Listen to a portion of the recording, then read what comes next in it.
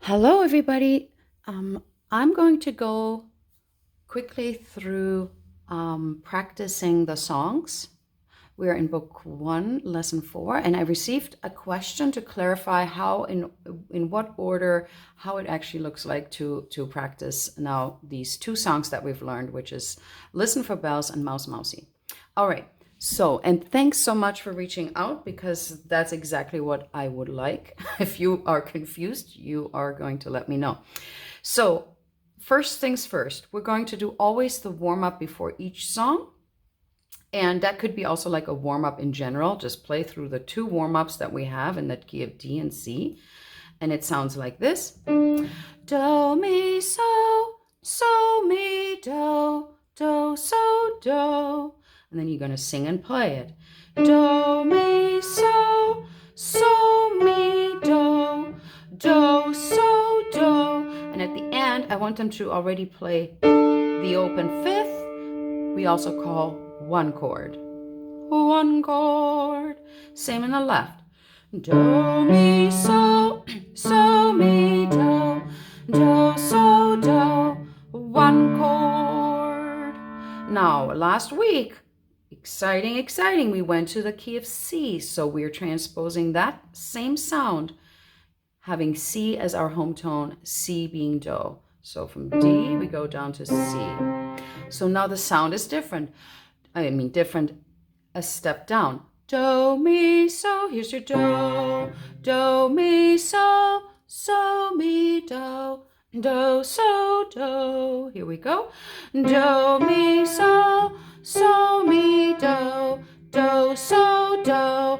One chord. Do, mi, so, mi, do. Do, so, do. One chord. And now I'm going to stay in the C position because I'm going to play Mouse Mousey next. And that song was taught in the key of C and is also in the key of C on the practice CD. So here we go. Mouse Mousey, same thing. You do the warm up. And then once you've gone through the practice CD, and maybe it takes 2-3 days, depending. But once the children figure out the song and can play it while singing the words or singing the solfege, they have figured out which sound is repeated, okay? Because we have a couple repeated notes, and again, that's not on the practice CD because that gives you just the building blocks you need in order to create that sound, that song. And that's because they do that because eventually we want the children to play songs that they know by ear. And that is real musicianship. So I'm not going to get more into that, but that's why. So Mouse Mousey is you playing it first with the right hand. Mouse Mousey in the housey. Hurry, hurry, do for the kitty in the housey will be chasing you, and then run. Okay. If they feel comfortable with this part, they're ready for the next step.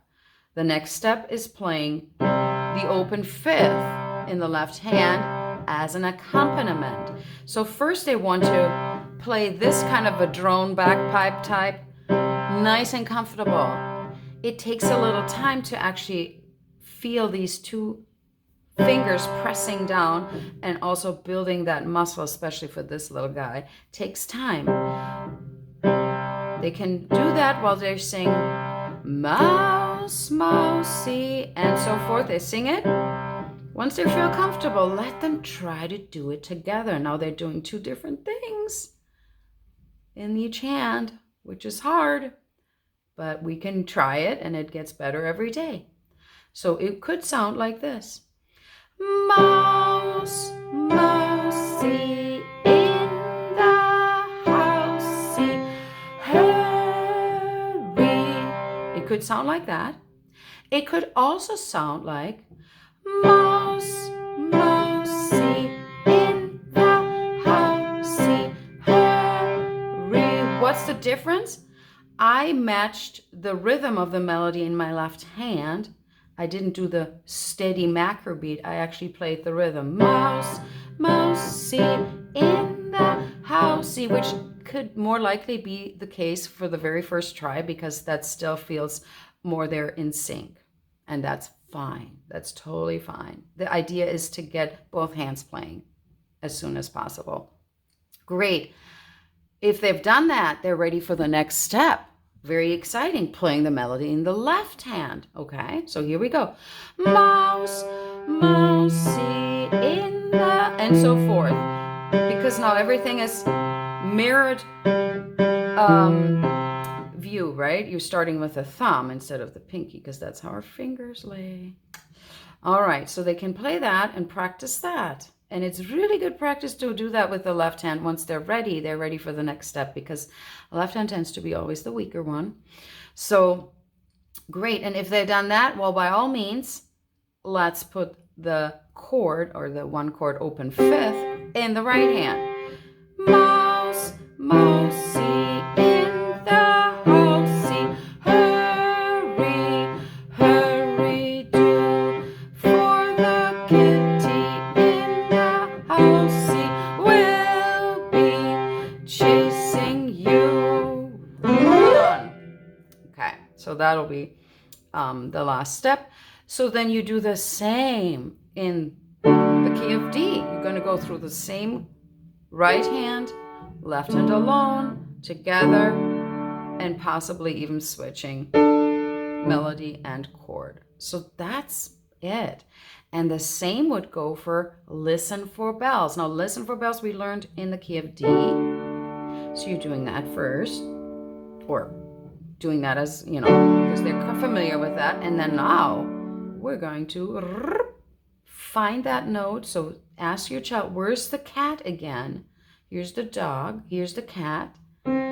That's your new do, your new home base. That's going to call do, mi, so. That is your major sound. Do, mi, so, mi, do, so, do, right? And left. And then you have listen for bells. Listen for bells. And the steeple to ring. Ding, ding, ding. And so forth. And then your left hand. Listen for bells and the steeple ring. Ding, ding, ding, ding, ding, ding, ding, ding, ding, ding. Listen for bells and rhythm. That's also fine.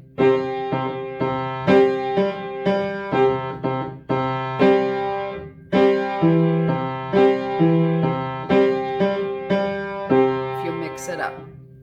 I hope this will help. The two other songs, Step Kahora and Star Shining, are just pure accompaniment in the open fifth. La la la la la la la la la la, and so forth, and you go la la la la la la la la la la la la la la. Okay, and Star Shining, star shining, star shining, number one, number two, number three, and so forth. Here we go. See, star shining, star shining, number one, number two, and so forth. Okay, that just gives them just a fun way to practice these open fifth and get really familiar with, yeah, the sound. Great. Listening is the yellow cards, the writing, and the drumming. Again, back to the drumming.